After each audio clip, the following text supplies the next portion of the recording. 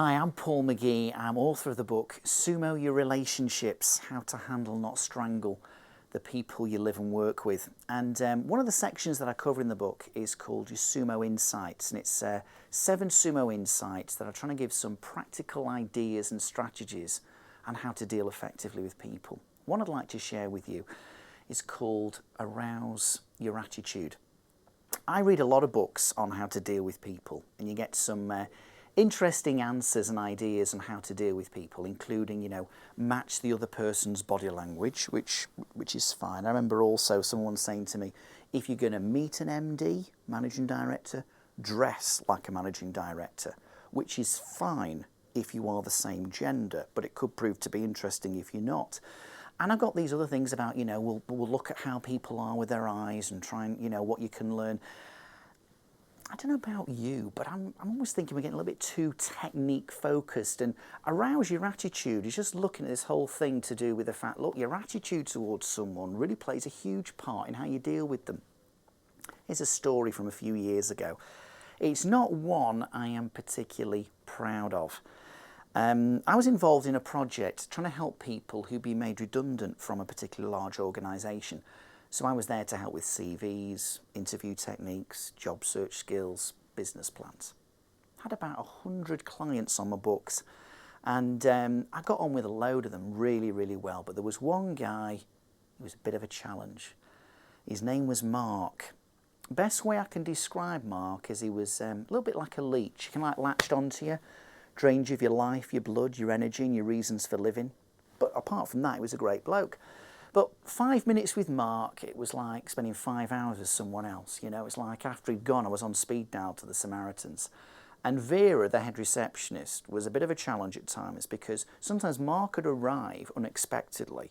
I'd been in my office, life was good, Bradford City had won a corner at the weekend, so I was feeling a lot more happy about things. And then she'd ring through and she'd just go like this. Your friends arrived, and I just knew straight away, Mark's in the building. But then I got some great news. He'd set himself up in business, which meant I'm never going to see the guy again. I was thrilled. And in a fit of generosity, do you know what? I actually bought the 3 receptionists a finger of fudge each. Life was really good. And I remember being back in my office, and as my office was on the first floor, and I remember looking out the window, and I saw this big white van pull up. And I'm thinking, I bet that's the guy to do the photocopier. And the door of the van opened. It was Mark. He was back. Well, I dashed into reception, and I'm gutted to tell you they'd all eaten the finger of fudge, apart from Vera, because she was having a few technical difficulties with her dentures, so she was still sucking hers. And I went, Vera, I've just seen Mark. Pourquoi? Because I'm bilingual. And she went, didn't you know? And I'm like, didn't I know what, Vera? She says, you didn't know, did you? As part of our ongoing support for Mark, he's now going to be using our office as his office. He's going to be using our stamps, our stationery, our photocopier, our telephone, the lot. And then with a smile on her face, that made me want to kick her in the teeth, metaphorically. She went, so we should be seeing a lot more of him. Being the complete professional that I was, my instant thoughts were, hide in the gents' toilets.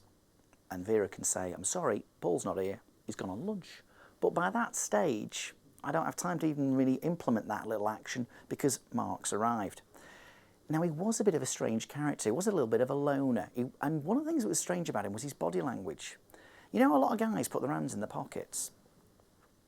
Mark didn't do that. I used to put them down here.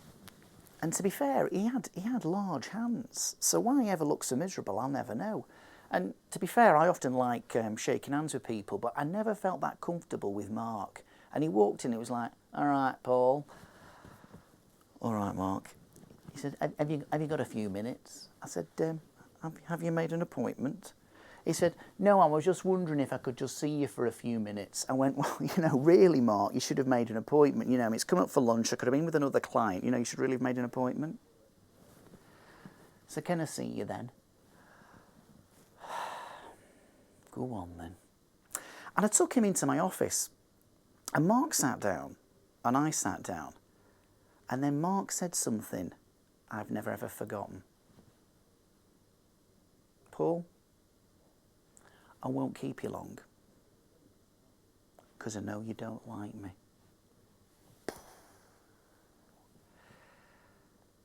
My attitude, your attitude, affects our behaviour and the way in which we communicate.